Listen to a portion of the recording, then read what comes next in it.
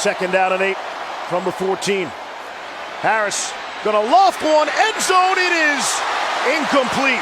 Nearly brought down by Jalen Calhoun in double coverage. Gerard Maiden was there. That's a really good throw. Calhoun was in position. He had two hands on the ball. I'm standing right here 5 yards away from him. He almost made that play. It would have been huge, obviously, for this Duke offense. But with your best players. 21 yards in that last play. They wipe out the penalty yardage. Harris going to take a shot right sideline. There was some contact with Jalen Calhoun and Patrick Surtain. What a throw here from Quentin Harris. Comes right out at the second half. 2 quick completions. And then this ball was thrown perfectly to Calhoun. He was running the route against Patrick Surtain. Look at that ball. Went off the hands. Should have made that play. Tougher than your average Sports Center anchor, you know. Quentin Harris throwing and completing. Mateo. On 3rd and 12, lofts one, picked off. Patrick Surtain. High school lived up to the billing last year and is off to a hot start in 2019. Tide get the football back here in the second quarter. The teams have never met until today. 3rd and 13. Good throw, but catch is not made. Low snap. They flip it out, trying to get it dead. Tried to get it in his hands twice. Now they throw it out to the tight end, and he got out to the 32. Mark and Dale. Quick snap, quick slant, and very close to a first down, about a yard shy. I asked Will, what do you have to do on offense? Do you need balance? You got to run the ball. You got to keep it simple. He looked coming into the game. 3rd down and 3. Blinsky, quick throw. It's up in the air for grabs, and Surtain comes down with it with an interception. I'm thinking they had 12 guys on the field, though. I counted 12. I thought they had 5 linemen in the game. There's a flag on the play. Remember, it should be 4-3-4. Okay, so that's how you count them here. And I see 5. See, there's one right there, and there's on the 4. defense. There's 12 players in the formation. 5 Rob Pelican. DJ Dale, the freshman, that was a little bit confused. You know, but he was right. He kept looking back to the bench. Throws for Ryan. Quick slant, quick completion. Brian Edwards, first down, South Carolina. Their chance for South Carolina to get back in the game. Their 4-minute offense. I don't know if Alabama jumped. He's going to loft one. I think he's got a free player. Thinks he does. And with the roughing the passer penalty, gives South Carolina. Jennings just jumped again. That didn't look right. And they throw it out again. It's last time. Will they do it this time? Yes. Waits, fires, complete inside the 30 and a first down. You know who's going to smile at these throws is the old ball coach. Steve Spurrier loved the hook pass. Get out there and post up your guy. I even saw him do it in the AAF this year. Go out there. That's the best beater he believes. Comes up throw, complete. Rico Dowdle fighting for extra yardage. Muse, the tight end. It's a big 3rd down. All of them are from here on out. And it's Brian Edwards who got it. Everybody else hasn't been there yet either. Walensky has more time this time. Throws it away. Intended for. On 2nd down, clean pocket for Abraham. Floats one deep. Same drives without those splash plays. Abraham off the back foot. Adams has it. Got to get all the way to the 45 of the Tide. Plumlee throws a little bit behind his intended receiver. It's broken up by Patrick Surtain. Well, Jonathan Mingo, the other true freshman playing for Ole Miss, was the slant attempt. The ball was a bit high, and the defense was tight. And I think that's one that Surtain says, I defended that well. You ain't calling anything on me. I think it's a good no call. I think that's why he was afraid. It snaps. And it is. Plumlee's going to air one out. Why not? On the sideline. Incomplete. Surtain. 96 yards and a touchdown. But there has been little help. Now he's going to go deep. Trying to get a big one, and he did. Beautiful. Jonathan Mingo. Freshman to freshman on that one.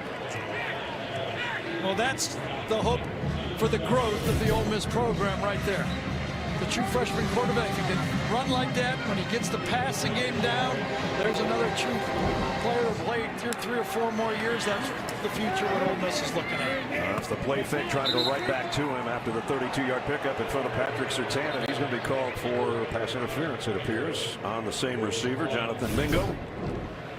Yeah, I think he grabbed him, didn't he, when he turned around? This is a stop route. Yeah, he grabbed him from behind. That's a good call. He did everything but throw him down. We get it. Let's see what we can do next week against Vandy. 4th down, toss down the middle is intercepted. Jared Maiden coming the other way for Alabama. And all the way back to the 49-yard. Maiden way over to the right side. No chance Plumlee even anywhere near to seeing the safety. Put it up for grabs like that. Maiden, an experienced player. They would love to capitalize here from the 14 on 2nd and 8. Mine throws, end zone broken up by Surtain. Number 2 on number 2. Osborne, the intended receiver. 2 of the best primetime matchup right there. Number 2 is one of the best cover corners in the SEC. Osman, one of the stronger ball catchers when that ball's up there. Again, both players kind of fighting on the a year ago.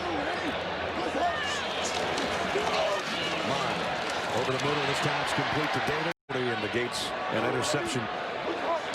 Linebackers are coming. Mon gonna throw deep sideline. Broken up. Was there interference?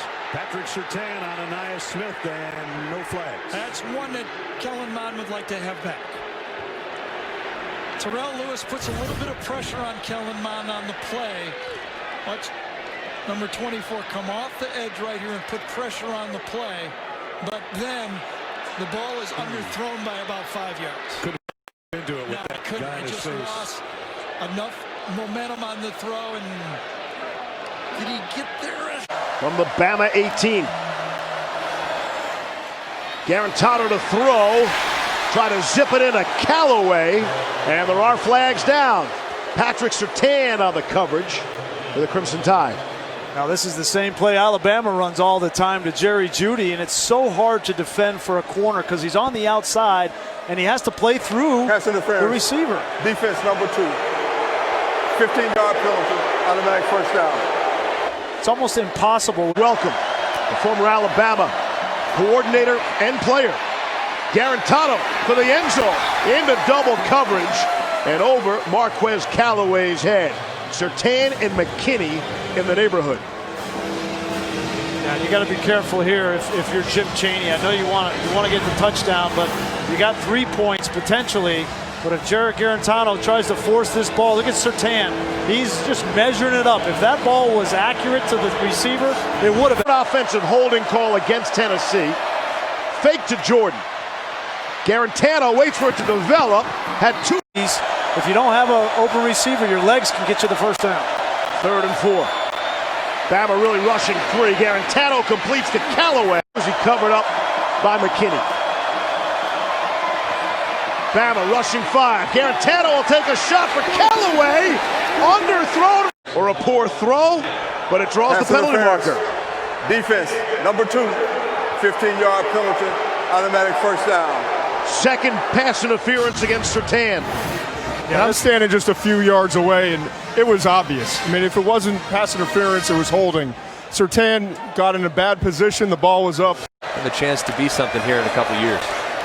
Starkle behind the recognition is still a bit of a work in progress. Starkle to throw from his end zone, and it's incomplete. Alabama's won an FBS record 88 consecutive games against unranked foes. Many of them here as that pass is picked off at midfield by Surtain. Runs into a teammate and down to the 25. 3rd takeaway by this Bama defense tonight. Another fail.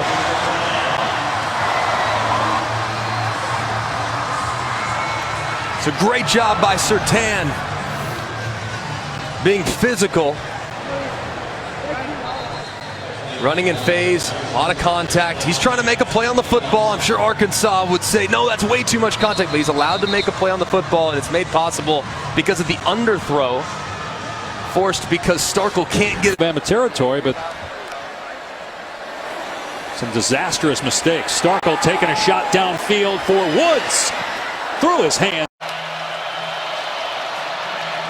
Burrow throws down the sideline. What a perfect shot to Jamar Chase. Yeah, perfect. I don't know if there was a rub or not. I wonder if Allaire came in. Yes, Allaire came in and got the pick. Edwards-Allaire on Patrick Surtain on that play. Edwards-Allaire out of the backfield. Burrow's going to throw across the middle on the fly. He's got Jamar Chase. Chase all the way into Alabama territory in one play. How sneaky was that play? A fake quarterback draw by the quarterback, Joe Burrow. He sneaks up in the pocket like it's a quarterback draw. Watch this. And as he goes forward, he just says, I'm going to throw it. That is tricky. It sure is. And effective. Time some years just doesn't go your way. There's 3rd down and 8. Stevens under pressure was hit up high as he released and down the sideline. Pressure is picked up. Stevens will throw on the run. 3rd down and 10. Here comes the blitz. Nix throws, knocked away by Patrick Surtain with a flag. Yep, they're going to call him. He put one hand on the shoulder and he reached up with the other hand. Seth Williams was the intended receiver. 2 versus 18. Watch him put one hand up, kind of boost himself up, and then with his left hand knock the ball away. It's a good way to get a little extra elevation. A little couple inches. Pass interference. Defense number 2. 15-yard penalty. 3rd down and 8. Nix blitz is coming from Xavier McKinney. He's going to throw deep for Seth Williams. Did he make a one-hand catch? Wow! He did. And if you're Patrick Surtain right now, you're just going, hey, great play. I can't cover you any better than that. And you caught it one hand, helped it in, and controlled it. That's as good as a bigger wide receiver. Nix pump fakes. Now goes to the end zone. To Canella. Touchdown. Perfect throw.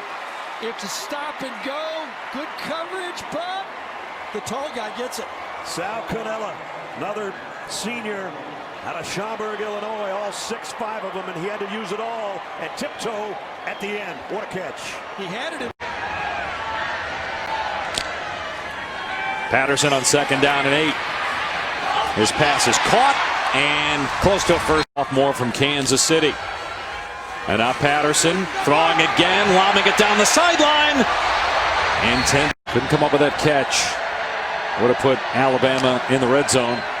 Now Michigan faced with 3rd and 5. Patterson, long throw, and it's pulled in. Last game at Michigan. 3rd and 8.